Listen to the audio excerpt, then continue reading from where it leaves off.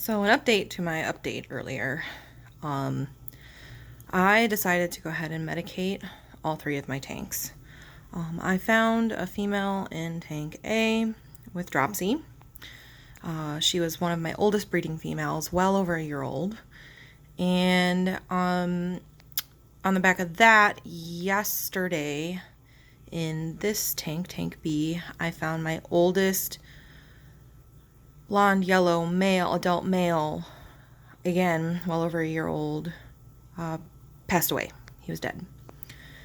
So I decided to go ahead and medicate the tanks with the trio of meds that Aquarium Co-op recommends. It's ICX, erythromycin, and general cure.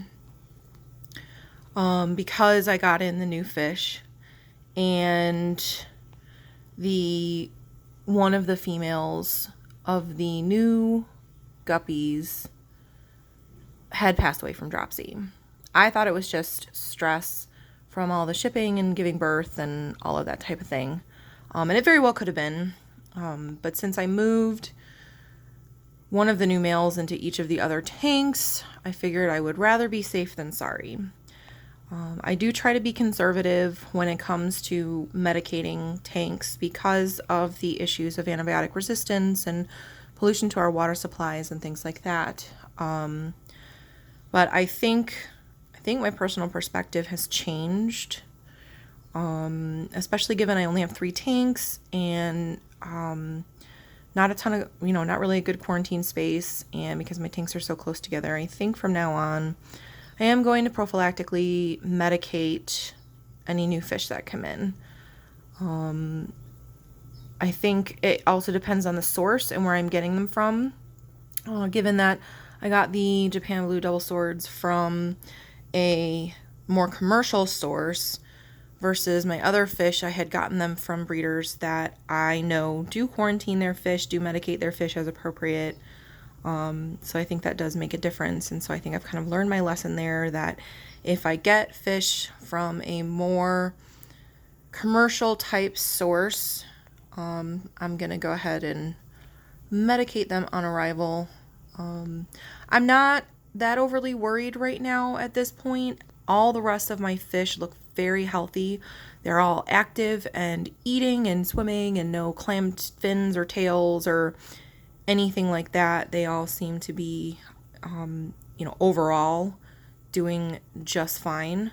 But whatever's going on, the older adults are obviously going to possibly not have quite as strong of an immune system to be able to fight off whatever's going on. So I did add the ICX because even though they're not showing any signs of ick, I wanted to add a single dose of ICX at the beginning of all of this just to help really provide a rounded out treatment.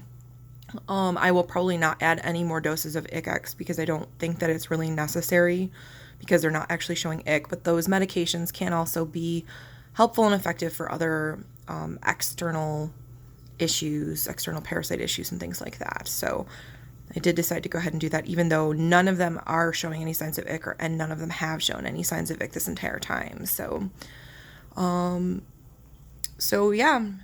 just a little bit of a extra update. And I had said before when I first got them that I wasn't going to medicate them, which was fine at the time based on my decision, and my perspective has now changed. I still feel like people should do what they feel is most appropriate when it comes to dealing with new fish. If you feel like medicating every new arrival is appropriate, I think that's fine. I think if you would rather take a conservative approach and not medicate fish unless they start showing signs of a problem, I think that's just fine too. I think everyone has to do what they feel is appropriate for their fish room. Again, in the future, I'm going to be taking into consideration the source of where I'm getting my fish from. And I think if I'm getting them from any type of a commercial source, I'm going to go ahead and just medicate them right from the get-go, just to be safe, just to help prevent any issues from happening. But like I said, I feel like the issue is relatively minor at this point. Everyone's eating and active and seems like they're doing fine, but I would rather be safe than sorry at this point, since I have had fish in each of the 3 tanks affected, even though they were older fish, so it's not entirely unexpected. And yeah, I'll just kind of keep that in consideration in the future, and hopefully everything will continue to go well, and I will update you all at the end of the treatment cycle, which will be about a week. So thank you all for watching.